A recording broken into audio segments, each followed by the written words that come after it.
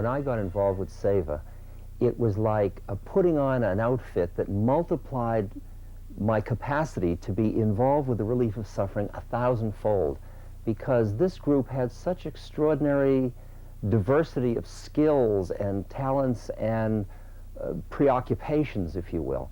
And we were able at the same moment to do something that was sophisticated scientifically and that was financially large scale and responsible, and at the same moment be involved with the individual human heart. One end we were working with the World Health Organization and the government of Nepal, and at the other end we were concerned with one widow in Guatemala and what her situation was with her new goat. Seva is a group of people who came together because we felt that we wanted to do something in the world.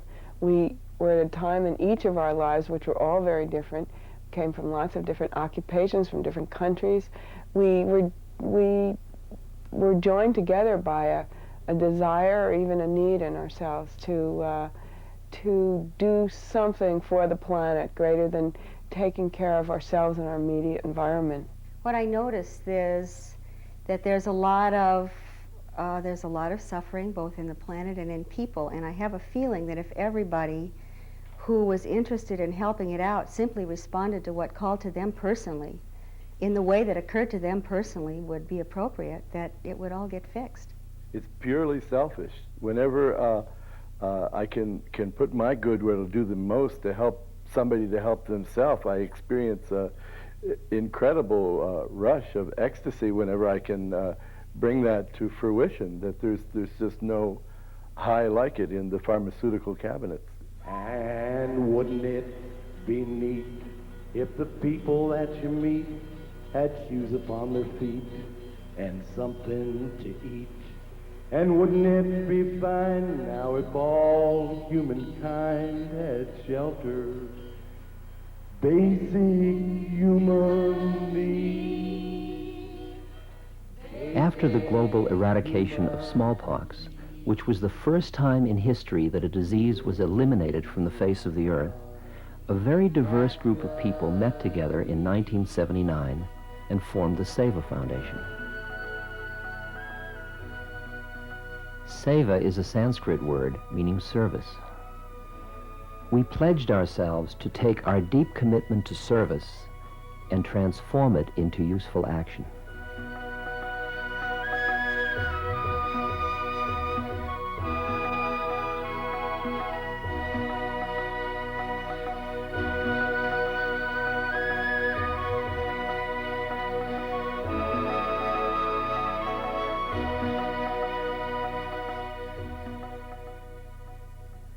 For those of us who were given the great blessing of working in the campaign to eradicate smallpox, nothing else was ever quite like it.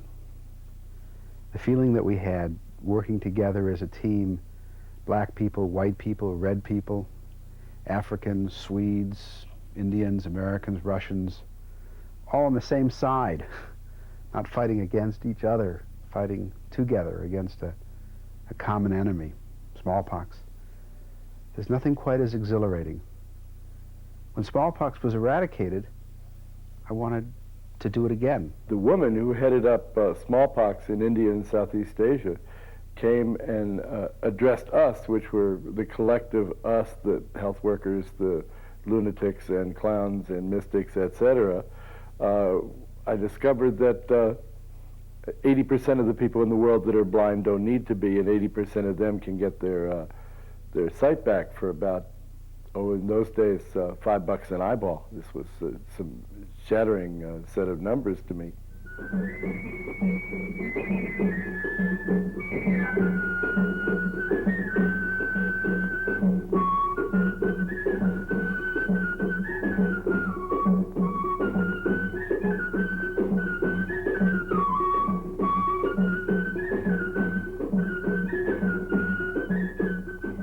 Nepal's a tough place. We think of the beautiful Himalayas, but it has the least arable land per capita in the world. It has one of the highest infant mortality rates in the world. It has one of the lowest per capita incomes in the world. It's part of the world that doesn't have the resources that could ever in and of itself propel it into a status of being a developed country. If you're blind in Nepal, you're blind in a country where everyone gets about by walking, where there really isn't public transportation, and where you're walking in very difficult mountainous terrain. To go from one village to the other might take you 2 or 3 days on foot. And if you're blind, you have to be carried or you can't go. To be blind also means that you no longer can contribute to your family's economy, and you suddenly become a mouth without hands. You're taking from the family and you're not giving. One woman told me that she had been blind for 3 years, and that when she became blind, her entire life had changed. Her husband did not want to feed her. When something was going on in her household, her opinion wasn't asked. And she more and more felt like a non-person. And I asked her why it was that she hadn't come in for surgery before. She told me that she didn't know that there was an operation that could bring back her sight, and that she had felt resigned to blindness, that it was God's will, and that she was being punished for something she had done in another life. Seva has talked about its objective being the reduction of suffering in the world, and that's such a big and bold promise that I'm always looking for the specific ways that we're actually accomplishing that. How many cataract operations are being accomplished, how many goats are being provided in Guatemala or whatever, as a sign that we're, besides having good objectives, that we're actually delivering the goods. And I think that the thousands of cataract operations now being done every year because of Seva's interventions in Nepal are a sign that we're actually being able to do that.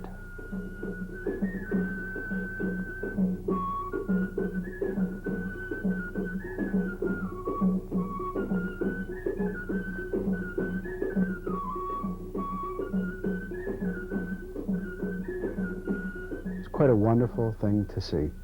A child who had never experienced sunlight, never experienced the joy of sight, who after a $15 operation can see, not again, but can see for the first time. In Nepal, where the density of population per square mile is pretty small, a doctor would have to go door to door, walking through the mountains, in order to encounter blind people to actually operate on. Instead of doing that, we hold what's called an eye camp. Notice goes out often months in advance.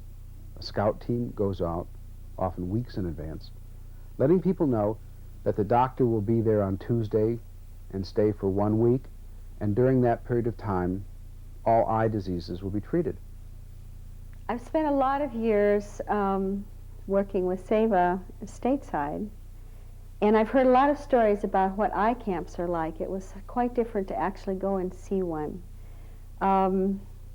People came into the eye camp from all over. I got the feeling that some of them had been walking for days. In one case, a child, probably a great-grandson, led this one woman in. She said they'd been walking for 2 days. This child, I think he looked like he was 3 or 4. I couldn't imagine how he found his way to bring this woman into the eye camp. Young men will carry their elderly parents on their back, carry them over mountain paths to bring them to an eye camp. Once there, they're screened by a paramedical assistant that we call an ophthalmic assistant. The ophthalmic assistant will make a diagnosis. They'll all be seen by the doctor. Some of these patients will have cataract. Their blindness is curable, and they'll be operated on by the doctor. There's an operating theater that is set up inside the best structure available. Sometimes it's a school room. Often it's a tent. And inside that tent, there is surgery going on. A team of wonderful ophthalmic assistants who know every aspect of eye care, do all of the work except the surgery itself. And the surgeon is with the one operating lamp that was there that day, completing the surgery. She worked on the person, including the suturing, very, very skillfully, but quickly. She wasn't with the person more than 10 minutes. I was very impressed with how really primitive the equipment is and how skillful and caring the surgeon and the staff were. And our complication rate is very respectably low. When the camp was over, they had what is actually a traditional Nepali event. It's a graduation ceremony. All the people who've attended the eye camp and who have had their eye surgery assemble, and then they have to pay for their eye care by listening to this long ceremony. Anyway, I stood up, and the thing, it's surrealistic enough that there's a little undertone of humor. There's a table up in the front which has a picture of the king and the queen and flowers, and then there may be 200 or 300 people squatting, each with a patch on their eye. And I looked at it, and all of a sudden, they look like hearts to me. They look a little heart-shaped, you know, the kind of heart that you drew as a little kid. You made a little heart and an arrow through it. And what I did is explain Valentine's Day to a North American, the way we send a picture of a heart to the people we love. And that when I looked at them, I realized that this heart-shaped patch that they were wearing was really a valentine from the people of North America to the people of Nepal. Then, one at a time, in a long line, 400 people long, they come up to the front and they're handed a bag that contains their glasses and their medicines, and then they can take off their patch, put on their glasses, and many of them, for the first time in a long time, can see again. In the early years of the Nepal Blindness Program, we kept losing ground. Every year, there'd be more newly blind people than we could do operations to restore sight. This year, for the first time, the lines have crossed. This year, for the first time, the number of newly blind people in Nepal is exceeded by the number of operations that we've done to restore sight. Those crossings, those lines crossing, are a milestone. They mean more to us than almost anything I can tell you.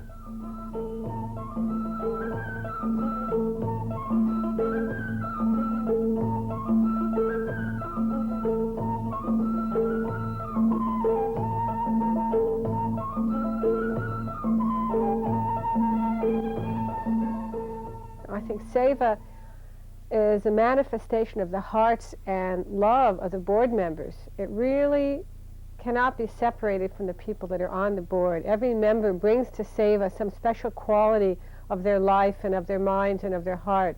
I think Seva is a living experiment on the ability of very, very different people to work together and to create a vision of how the world can become a better place.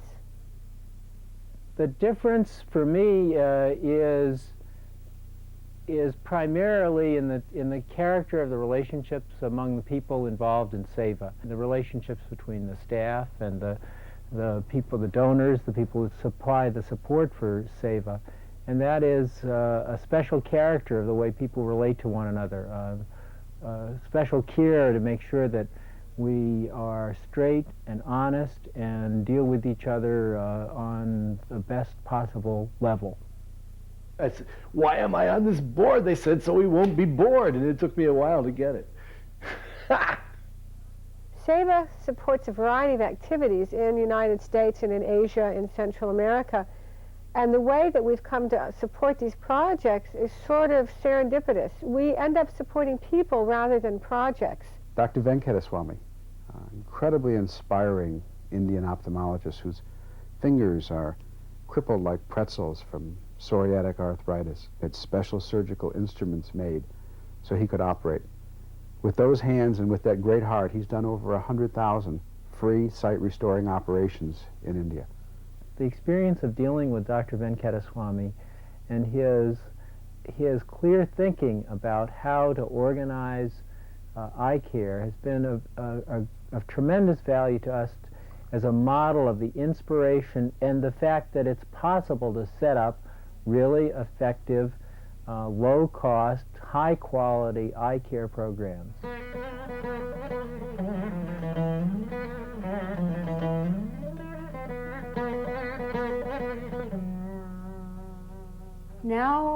when one visits Aravind and one goes to sit with Dr. Venkataswamy in his office, and he will share with you the thought that he's having for the day, what he talks about is the fast food hamburger delivery system that he sees in the United States when he comes to visit us. He has told me this story many times in many ways, that when you come to the United States, everywhere you go, there is a hamburger stand within walking distance of every poor person, no matter where they live, no matter what their economic basis is, and those hamburgers are well within the affordability of everyone in the United States. Now he says, certainly public health is more important than hamburgers. Why is it that we don't apply those same consumer techniques, the same expertise that it takes to get a hamburger stand within the reach of every poor person and deliver health care to everybody in the world within the range of the common person's pocketbook? And knowing Dr. Venkataswamy for a while, I'm not sure that it's not possible.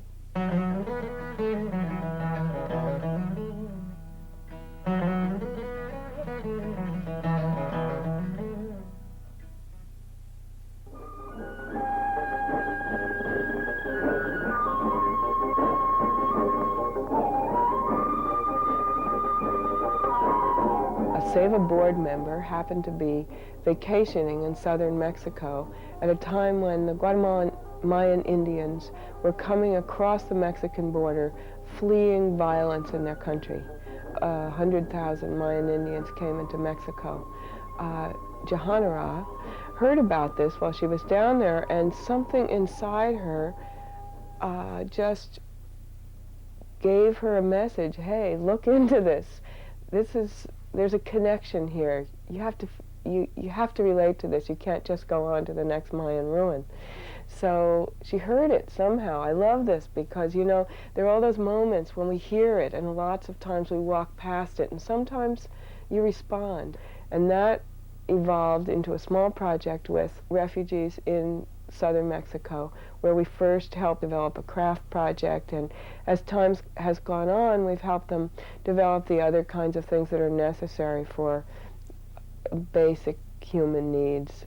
And I began to think about the people within Guatemala who had not escaped. Perhaps I could extend this project and just cross over the border and find something to do that Seva could do with those people as well. Our first project there was with some villages that were all widows, young women widows, and their children who had watched their husbands be killed and were left with no money, of course, and their animals had been killed. And so through some extraordinary Guatemalan helping agencies, we were able to create and support projects that brought small animals into these women's villages. I went back with my story and my photographs, and I showed everyone in Seva, and everyone in Seva opened their hearts and money poured out. We sent it to Guatemala, and I kind of crossed my fingers and said, please, you know, God, let this money not just go into a black hole somewhere. Let there really be goats and sheep arriving in the hands of these women. So anyway, about 6 months later, when the goats and sheep were supposedly should have arrived on schedule, I went back to Guatemala and there were no sheep. And I, being very unexperienced in international development dealings, I thought, I've been too naive. The money's been spent. It's gone in the hands of some bureaucrat. How could I have done this?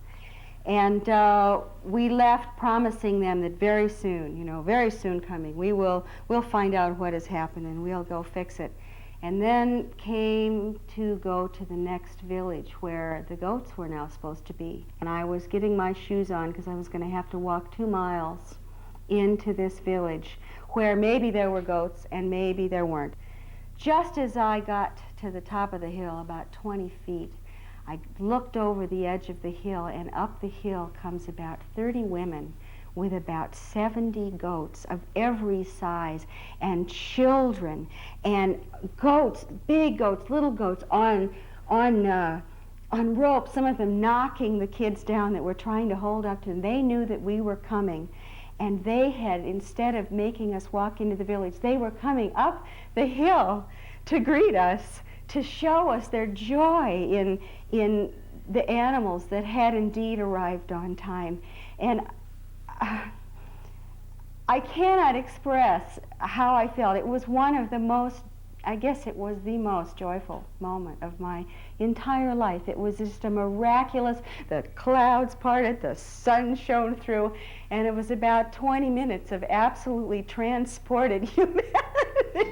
We all sat there just grinning at each other, and I could see that these animals had replaced something, and it was not only milk, it was not only cheese, it was not only the stories of how my daughter had malnutrition and her hair was red and it was breaking off, but now look how much healthier she looks. I've been feeding her 3 weeks goat's milk. We heard all of these stories, but it was more than that. It was the playfulness of the animals and the interaction with the women and the children, taking care of them and starting to build their life up again after the terrible tragedy of the slaughter of their men.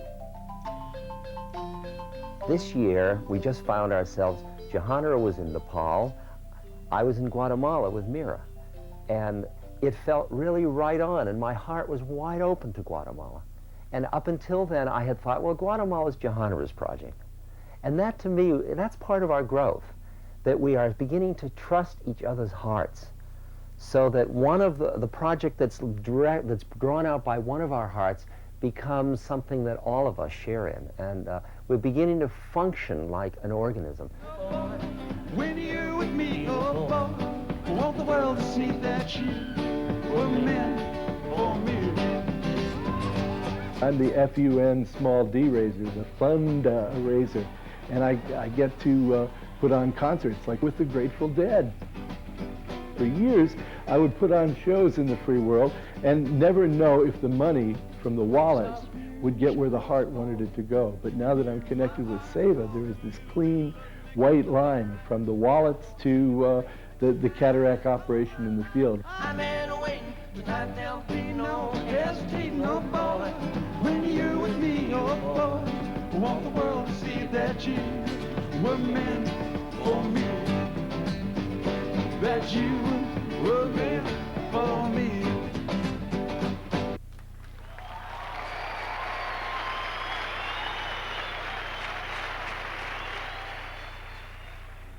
You, like me, are probably part of the good guy mailing list, and you receive hundreds of requests, and I sit with my checkbook and I say yes to that one and no to that and $25 to that and $100 to that and $1,000 to that, and sometimes I just know it's intuitive as to why I do it. I know that if it were my father that needed a blindness operation that cost $15, there'd be no question. And if it was my cousin, or if it was my cousin's friend, or if I heard it through a personal invitation, sure, I'd respond. Then the question is, if it's somebody on the other side of the world in Nepal that's blind, can we feel that they're part of our family too? Or say in Guatemala, when it's a mother and we can give food where the mother will be able to feed the baby and the baby will be able to live. It's certainly different than if the mother comes up to you on the street and the baby is starving. Then of course you do it. And it's interesting how much we identify with the family of humanity, and how much we feel part of that collective feeling. We are inviting you, we here at Seva are inviting you to be part of the family of humanity with us, and to practice the stretching of our hearts to include all of the family. I've always had the feeling that I didn't have a college education. I've never had any training in development. I don't know what I'm doing. There are people who are professionals in the world, and they are going to take care of it. And as an ordinary person, what can I do? Being part of Seva for me has been a lot about overcoming that. No matter what kind of education or training we have, we're all just ordinary people. And there's nobody here but us. And in order to fix it, we all have to get up and do it.